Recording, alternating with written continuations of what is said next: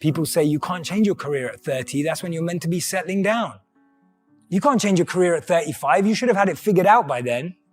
Oh my God, you're not married at 38? What the hell are you doing with your life? Who comes up with this stuff? I have no idea.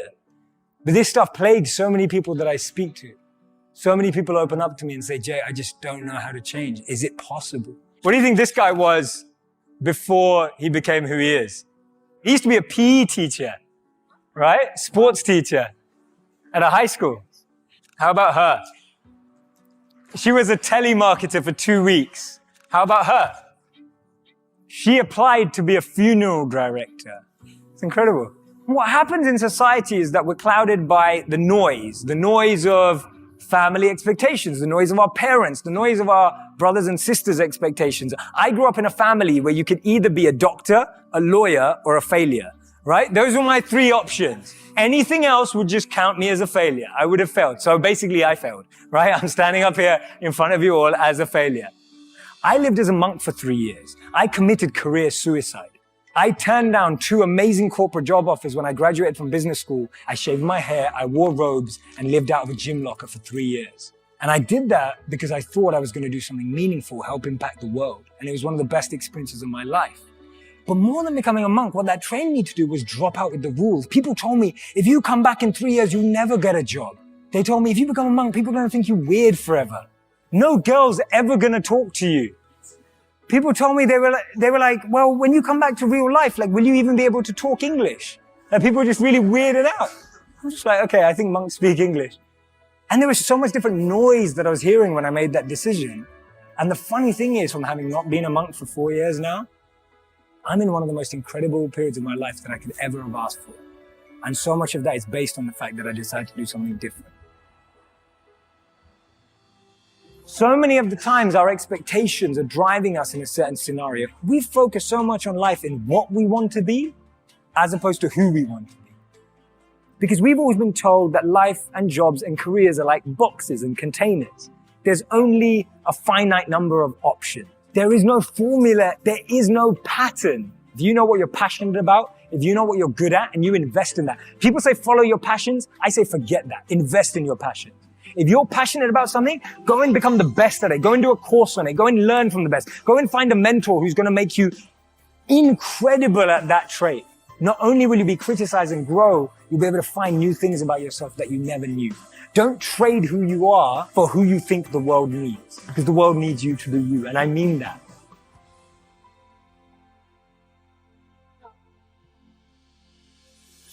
I was a 19-year-old kid, and I was miserable. I was in love with my high school sweetheart. We were that couple that was really annoying. So we went to school together. We signed up for classes together. We shared a U-Haul on the way to school together. We lived in the same dorm together. We walked to class. We walked to breakfast in the morning and walked to class together. I mean, we were just joined at the hip, and we were completely crazy infatuated in love. And then halfway through the first year of college, she discovered beer and other boys on the same night, and she cheated. I completely fell apart. I stopped going to class. I barely ate anything, certainly nothing healthy. I stopped studying. I just stopped caring about the world. Literally couldn't get out of bed. And I never thought about it until years later. Reading changed my life because I was still reading. It was one thing that's brought me through everything. And I happened to pick up the school newspaper, and I opened it up, and there was this full-page ad. It was this perfect white sandy beach, turquoise water, big green palm tree. And across the top of the ad, it said, escape. Students needed for summertime jobs in the Dominican Republic. So I escaped. I went down there, and one night, my friend Kevin and I, we hopped into a car after dropping off a client. So we're going down this road, 85 miles an hour in this car, and the windows were open, and that air was coming in. That amazing humid, if you've been in the Caribbean, that just gorgeous, amazing humid air is coming in. And then we came upon a corner. We take that corner 85 miles an hour, and that corner became the turning point that put my feet on this stage for you today. Kevin grabs the wheel. He goes, hold on. And I brace. And the car starts sliding sideways. And that weird slow motion thing happens. Kevin's gripping the wheel, trying to make the corner. And all of a sudden, smack. When I came to, I looked over and Kevin is screaming at the top of his lungs, "Get out of the car, Brendon, get out of the car." And I look over and a whole big chunk of his head is open. So I pull myself out of the windshield of this car and he's screaming over here. And I stand up eventually on the hood of the car and I look and I notice all this blood on me. And I remember just looking down and that slow motion thing's happening. I just thought, did I even matter? And I start seeing all these images of my life when I'm surrounded by people that I care for. There's a cake in front of me. Here's my friends singing. My mom leading them in that goofy song. There's my sister, just swinging and smiling right next to me. And it makes you wonder, did I love? Did I love openly and honestly and completely? Or did I hold back because that one time I got hurt? And just as I was about to pass out, I noticed a glint, like a sparkle, something shiny, a reflection in the blood going off the hood of the car, and it made me look up. And there was this bright, big, beautiful moon that night. And I just immediately felt this connection, like I knew I was going to be okay. And I felt like the big guy upstairs reached down to me and handed me life's golden ticket. He reached down and said, "Here you go, kid. You're still alive. You can still love and matter. But now you know the clock is ticking."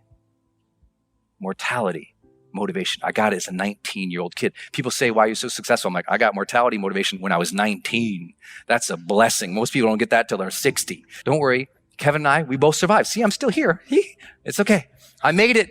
But the one thing that I took away from that entire thing was that moment and those questions, because I remembered them and I thought about them as I was healing. I was like, what was that about?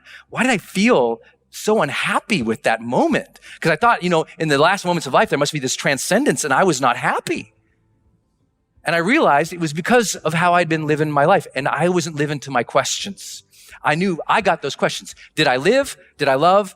Did I matter? And soon as I got that those were the questions I'm going to evaluate myself with at the end of the life, it gave me the power of what my late mentor, Wayne Dyer, taught, the power of intention. That breath you just took, feel it.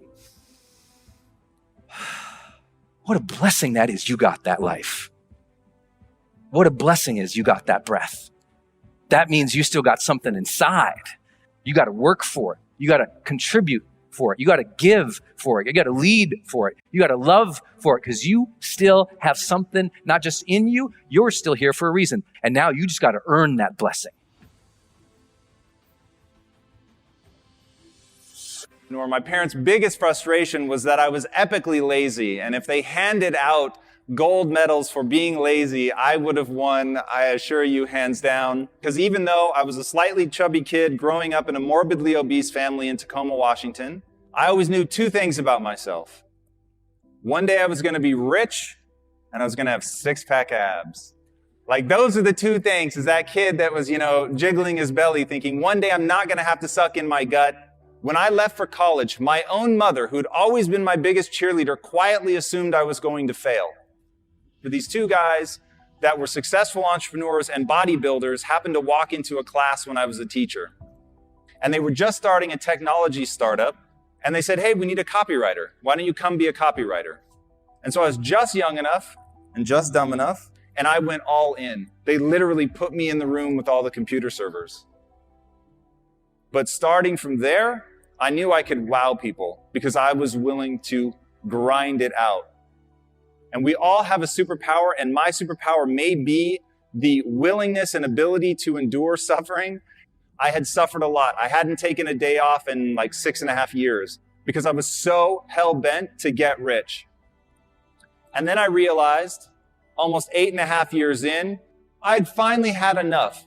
I had hit my breaking point from suffering, and I got so mad, and I was so unwilling to do it anymore. And I turned to my partners and I say, "I'm completely miserable. I quit." I realized the reason I was living the cliche of money can't buy happiness, along the way, had become so myopically focused on this promise I'd made to myself as a kid that I never stopped to ask, why do I want to get rich? The questions you ask yourself will determine the course of your life. I had been asking myself, what do I need to do to get rich? And it left me really unhappy. So I changed the question, and I started asking, what would I do and love every day, even if I were failing? Life is too short. This is your one go-round. So what are we going to do? We're going to build a company that's predicated on value. We're going to build a company that's predicated on passion. I started thinking about my mom and my sister, but they were profoundly overweight. I started thinking about my uncle who ate himself to death when I was 12 years old, and how much that scared me, and it made me sad. And it made me sad to see that there were millions, if not more than 1 billion people that were in the same kind of abusive relationship with food that my mom and my sister were. So I said, I don't know if it's a big business, but I know it's a big problem. And that's the problem that we're going to solve.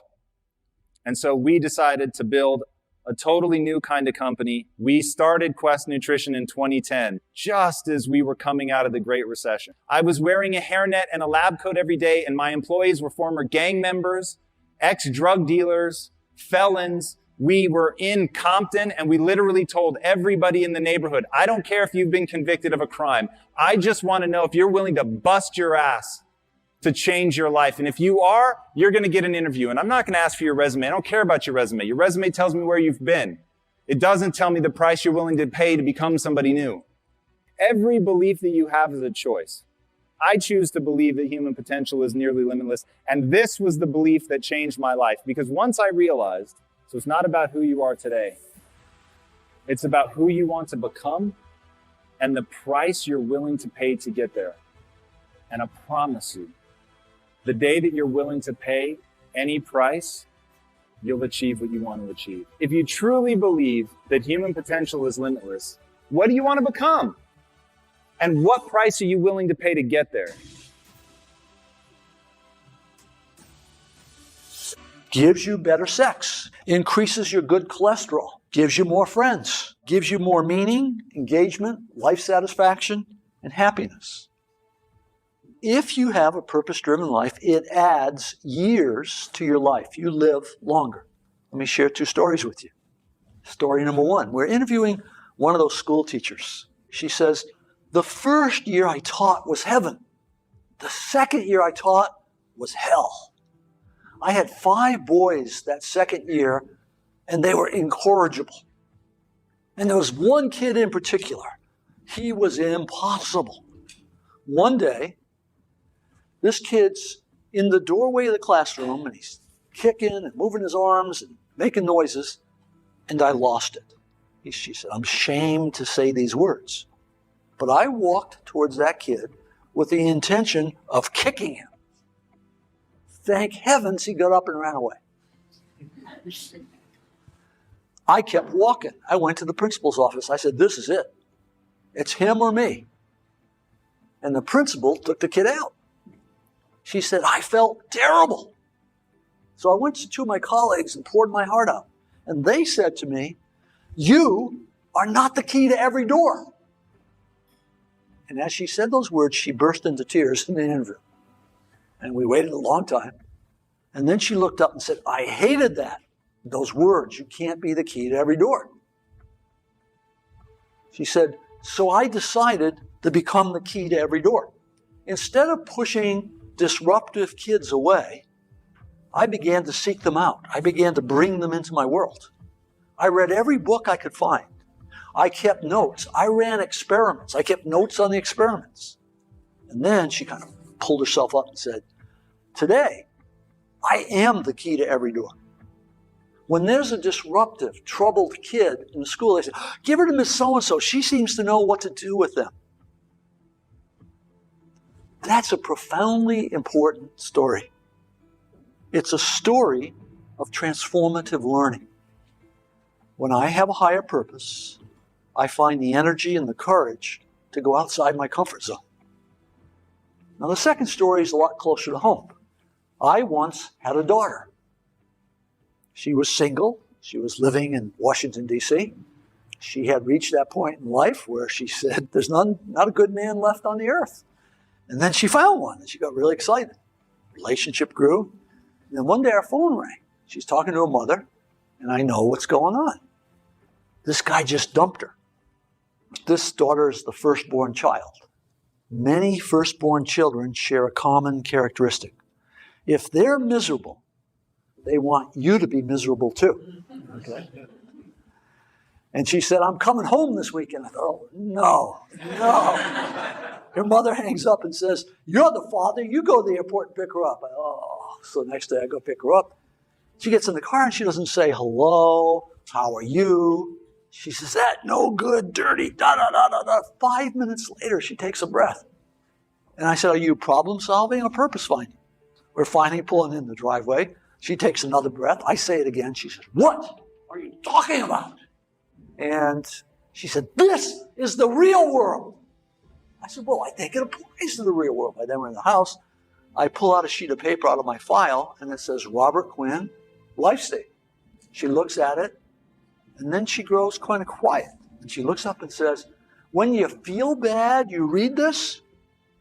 I said, no. When I feel bad, I rewrite it. It's been rewritten hundreds of times. She said, yeah, I can hardly understand some of this stuff. I said, yeah, it's written to a customized audience, one person. Then the first miracle happened. She said, do you think I could write one of these? I said, I'm sure you can. She went in the bedroom. For a day and a half, she worked on her life statement. The miracle was, I did not have to suffer during that day. Right? She got on the plane. She flew home to D.C. A couple days passed. I get an email. She says, he called me. Oh, this will be interesting. And she says, so I wrote him this letter. And I'm reading this letter that she's attached. It's incredibly vulnerable, open, honest. And then at the bottom it says, and my roommate said I can't give this to him. Now that's an interesting thing. Why can't we give this letter to this guy? You don't tell some guy that dumped you that, here's how you feel. And then she said, what my roommates don't understand is that what he thinks doesn't matter. Whoa, wait a minute. A few days ago, what he thought caused her life to shatter. Now she's saying, what he thinks doesn't matter.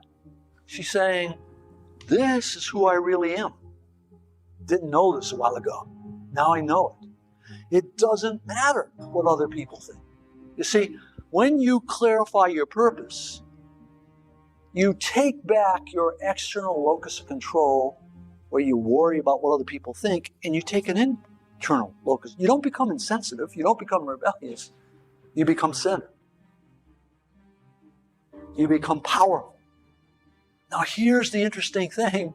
In the next few months, she began to be promoted. Her career turned. Why? This was a dating breakup. Why is her career taking off? Because when you find purpose and meaning in what you're doing in one area of your life, it grows in every area of life because you are one person. That company had a woman coming in with the same dresses on, body looked the same, but it wasn't the same employee. This was a woman now full of leadership for the first time. When someone has that meaning and that integrity, things start to change. The research says when you give up self-interested goals, where most of us are most of the time, and you take on contributive goals, you function differently. The biology changes. The thought process changes. Learning accelerates. You grow more. The only thing that I'm left to conclude is you and I are designed to be purpose-seeking mechanisms. You've been shaped by life. You've had bad experiences and good experiences. And both the bad experiences and the good experiences are there to teach you something about you. And if you look very carefully at those, You can determine what your purpose is. Every person in this room can clarify the purpose of their life, become the key to every door.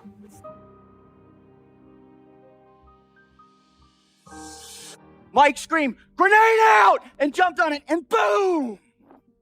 2 snipers were providing overwatch for the other platoon that were trying to maneuver. And unbeknownst to Mike and those guys, an insurgent had seen where they were firing, had snuck up next to the side of that building, pulled out a hand grenade, pulled it, and threw it up, and that thing came right up,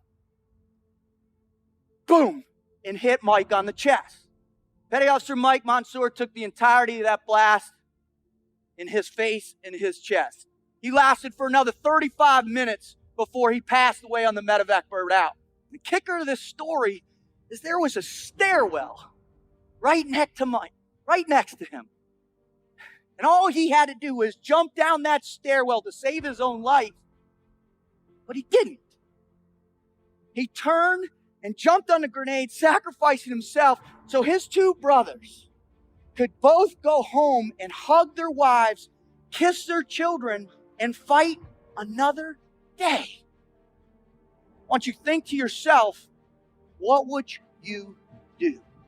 For 70 years, United States Navy SEAL team, we've been pushing the envelope. We've been setting the bar. We've been setting the standard for what the team life is and how you should live. Are you really committed to yourself physically? Because we all know when the going gets tough, the more in shape, the more focused you are on what you eat and what you consume, the better you are. I spent 15 months in the frigid waters of the Pacific Ocean, to the mountains of Afghanistan on 7 different occasions, and to the shores of Haiti doing missionary work with my church. And what I've learned in this incredible journey are a few undeniable truths about what enables us to succeed.